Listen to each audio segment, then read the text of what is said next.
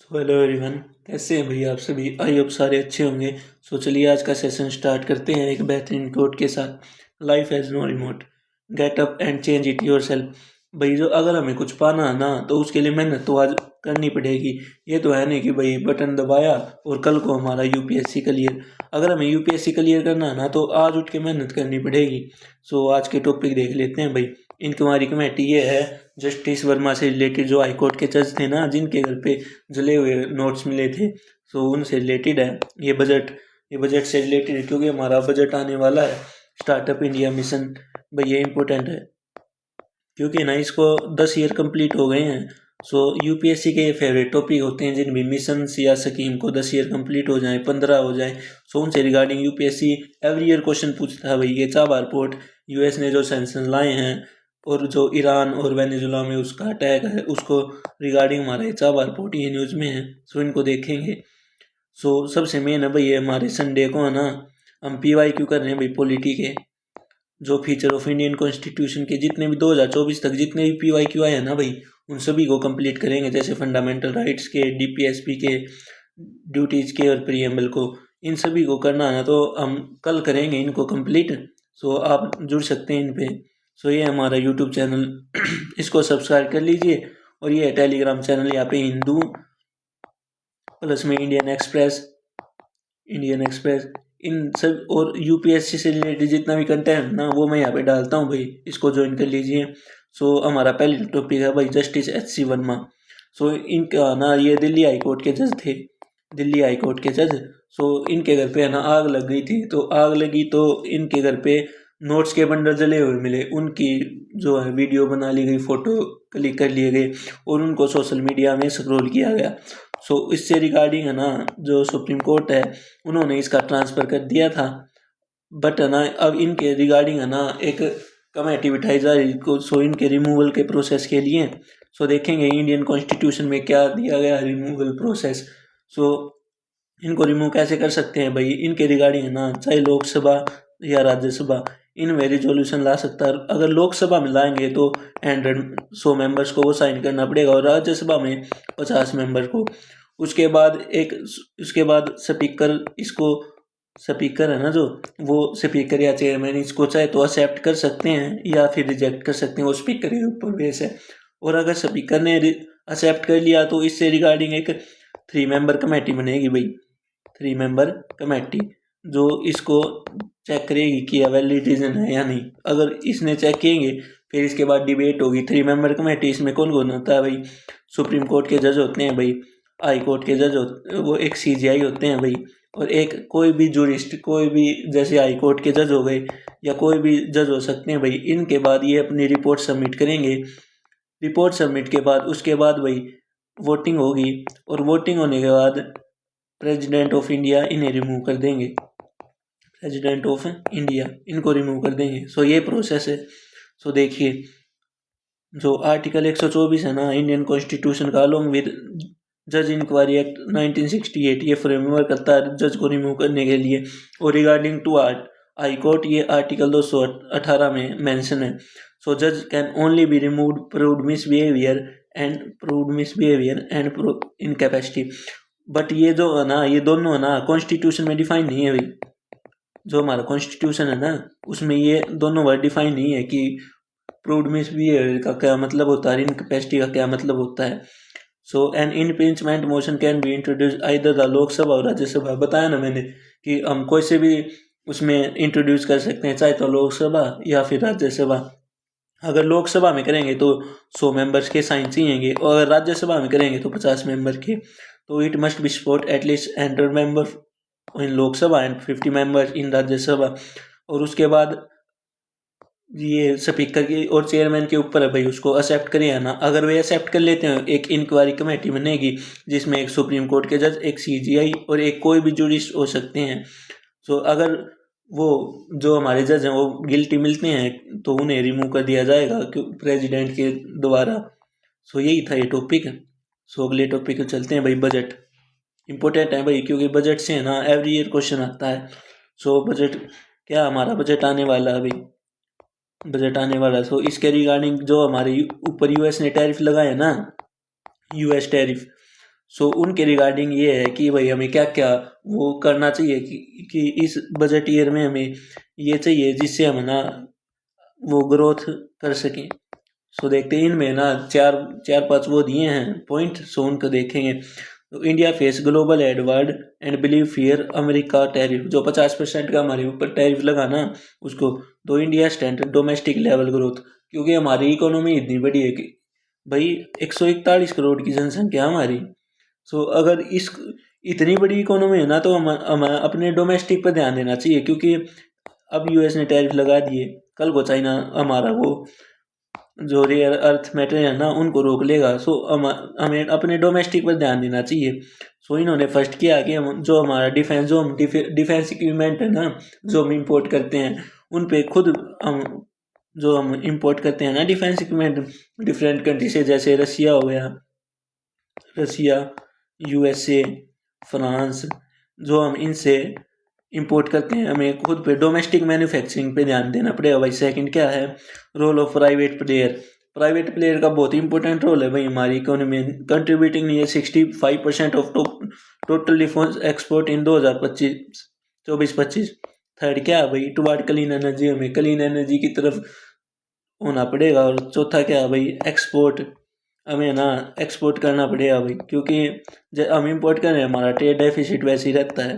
तो हमें इतना सरप्लस प्रोडक्शन करना कि हम ना उसको एक्सपोर्ट भी कर सकें। सो जो ये बजट है इसमें जो आर्टिकल 112 है हमारे इंडियन कॉन्स्टिट्यूशन का, वो एनुअल फाइनेंस स्टेटमेंट बजट हमारे उसमें कॉन्स्टिट्यूशन में कहीं भी मेंशन नहीं है भाई। क्या मेंशन है, एनुअल फाइनेंशियल स्टेटमेंट, ये वर्ड मेंशन है भाई। बजट हमारे में कॉन्स्टिट्यूशन में मेंशन है। यूपीएससी ना यहाँ से डायरेक्ट प्री का फैक्ट निकाल सकती है कि या बजट हमारे जो इंडियन कॉन्स्टिट्यूशन है उसमें प्रेजेंट है, तो इसका आंसर है नहीं, वो हमारे कॉन्स्टिट्यूशन में प्रेजेंट नहीं है भाई। जो बजट है वो है ना एवरी लास्ट वीक ऑफ फरवरी में आता है भाई, एवरी ईयर। हाँ ये इंपॉर्टेंट क्वेश्चन है भाई। जो रेलवे बजट है ना वो हमारे जो फाइनेंशियल बजट है उसमें कब मर्ज किया भाई, 2017-18 में, और किस कमेटी के रिकमेंडेशन पर, विवेक दोबराय कमेटी। इंपॉर्टेंट, मोस्ट इंपोर्टेंट है भाई, क्योंकि यहाँ से यूपीएससी पर्सन पूछ सकती है। और एक और क्वेश्चन पूछेगी कि जो रेलवे बजट है वो ना सेपरेट कब हुआ, सेपरेट हुआ 1924 में, किस कमेटी के रिकमेंडेशन पर, एक्वार्थ कमेटी के। और ये भाई जो मिनिस्ट्री, कई बार है ना यूपीएससी ने ऐसे क्वेश्चन पूछे हैं कि भाई ये किस मिनिस्ट्री के अंडर आता है, मिनिस्ट्री के अंडर आता है। सो इसको भी ध्यान से कर लेना भाई। एक तो ये जो रेलवे बजट है वो कब सेपरेट हुआ और कब उसको मर्ज किया गया, इन दोनों को अरेंज से रिलेटेड कमेटी देखिए। ये मोस्ट इंपोर्टेंट है भाई, ये विवेक दोबराई कमेटी और एक्वात कमेटी, क्योंकि है ना इसमें तो हमारा मर्ज हुआ था 2017-18 में, और हमारा सेपरेट कब हुआ था 1924, किस कमेटी के रिकमेंडेशन पर, एक्वात कमेटी पे। भाई इंपॉर्टेंट है, यहाँ से यूपीएससी ना प्री में डायरेक्ट क्वेश्चन पूछ सकती है। और ये हमारे जो मिनिस्ट्री ऑफ फाइनेंस है इसको याद कर लेना। सो अगला टॉपिक देखते हैं भाई, startup India mission. Startup India mission,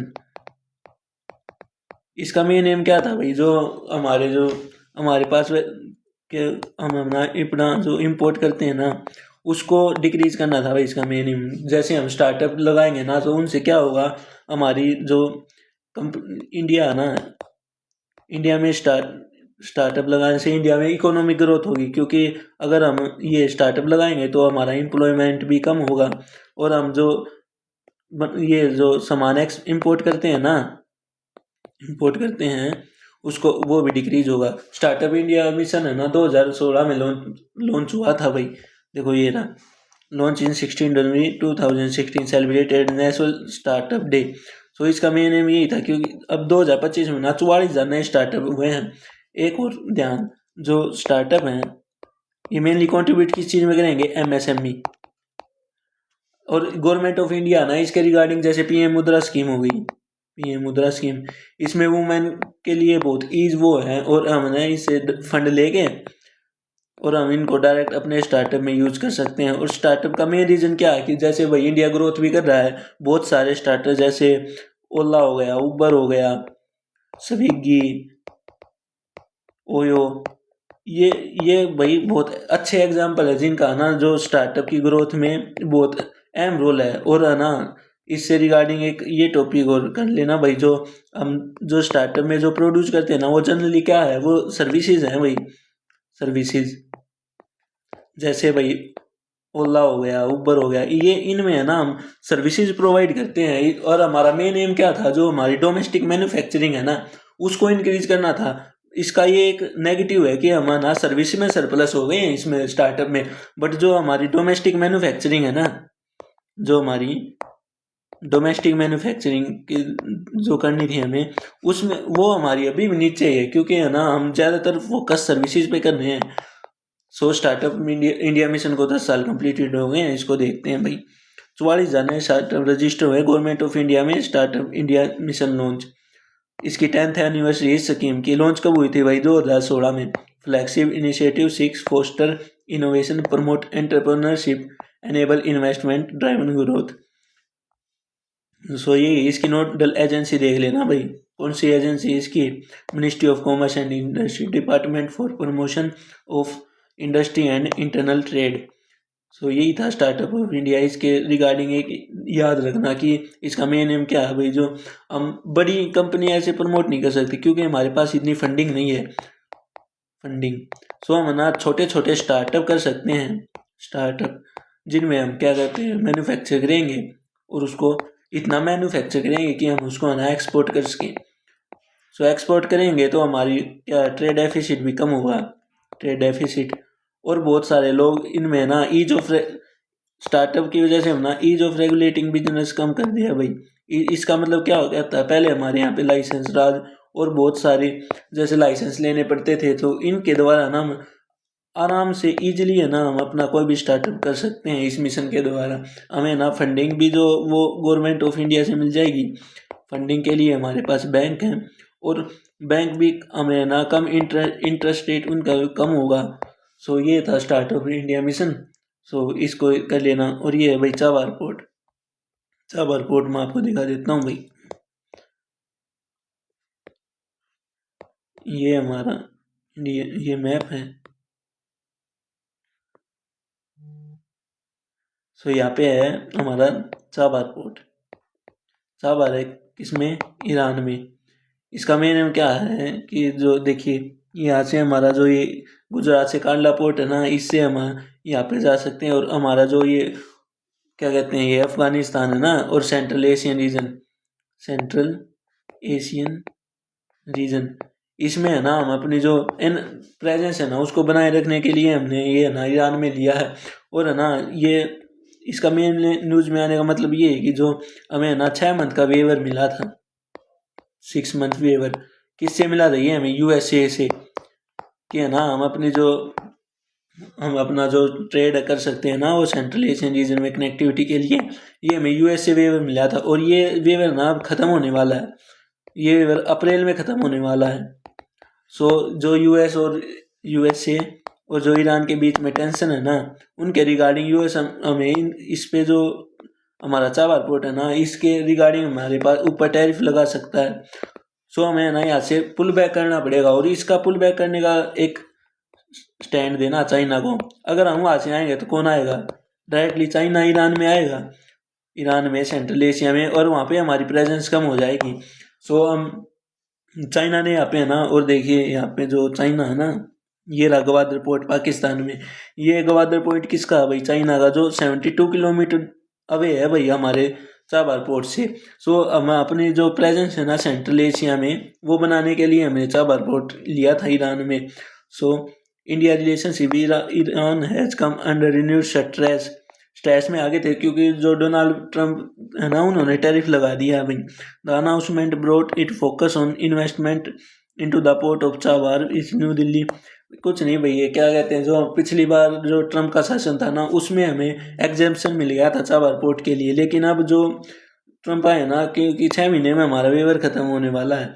सो इसी के रिगार्डिंग ये न्यूज़ में है। और रिसेंट इंडिया में report suggested that India would be wrapping its work in Chabahar. और अगर हम यहाँ से निकल जाएंगे ना तो इसका हमारा इनडायरेक्ट इफेक्ट किस पे पड़ेगा भाई, सेंट्रल एशियन रीजन पे, सेंट्रल एशियन रीजन। सो इसी रिगार्डिंग ये न्यूज़ में है, जो Chabahar port is a Iran oceanic point to Bangladesh, it is situated in Sistan and Balochistan. जो बलूचिस्तान रीजन है वो Pakistan as well as Iran में लोकेटेड है भाई, ईरान। सो ये था, ये गल्फ ऑफ ओमान है, इसको याद कर लेना भाई। चाबार पोर्ट प्रोजेक्ट है, 2 मेन पॉइंट कॉल्ड द शहीद Kalantari port and Shahid Beheshti port. भाई ये यूपीएससी परी में आ सकता है भाई, यूपीएससी परी, ये परी का फैक्ट है भाई। शहीद Kalantari port and Shahid Beheshti point. India signed a memorandum of understanding in May 2015 में हमें ये चाबार पोर्ट डेवलप करने के लिए हमें साइन किया था, और 2016 में इंडिया, ईरान एंड अफगानिस्तान इन तीनों ने साइन किया था। इसको हम क्या कहते हैं, चाबार एग्रीमेंट, जो कि है ना international transport and transmit corridor, इसको हम चाबार एग्रीमेंट कहते हैं। चाबार पोर्ट ऊपर, हाँ बाईपास, क्योंकि है ना हमारे पाकिस्तान के साथ ना रिलेशन अच्छे नहीं है, तो अगर यहाँ से पर हमें पाकिस्तान में, उसमें अफगानिस्तान में हमें अपनी प्रेजेंस बनाने के लिए हमें चाबार पोर्ट की बहुत इंपॉर्टेंट नीड है भाई। सो इसमें ये है कि हम बाईपास कर देंगे पाकिस्तान को, और इसके इकोनॉमिक बेनिफिट क्या है भाई। Chabahar port will play crucial role in India effort enhance connectivity and resource rich central Asian country and Afghanistan. Main तो इसका ना सेंट्रल जो एशियन कंट्री है ना उनमें, क्योंकि हमें चाहिए मिनरल्स और रिसोर्स, और ये जो कंट्री है ना ये मिनरल्स में रिच कंट्री है भाई। सो इसका मेन इकोनॉमिक बेनिफिट ये है कि जो हमारी प्रेजेंस है ना सेंट्रल एशियन रीजन में वो बनी रहे, और हम अपना क्या कहते हैं ट्रेड करते नहीं। सो ये थे आज के topic. So thank you everyone, ऐसे ही सपोर्ट बनाए रखें भाई। और मेन ये है कि जो हमारे ये है ना, ये जो हमारी PYQ हैं जो हम कल करने वाले हैं अपने फीचर ऑफ इंडियन कॉन्स्टिट्यूशन से, सो जुड़ना ना भूलें। और अगर वीडियो अच्छी लगे तो लाइक करें, शेयर करें, सब्सक्राइब करें, ये हमारा चैनल है। और इस टेलीग्राम चैनल को ज्वाइन कर लीजिए, यहाँ पे हिंदू और UPSC से रिलेटेड जो भी कंटेंट है ना वो मैं यहाँ पे प्रोवाइड करता हूँ। So thank you everyone.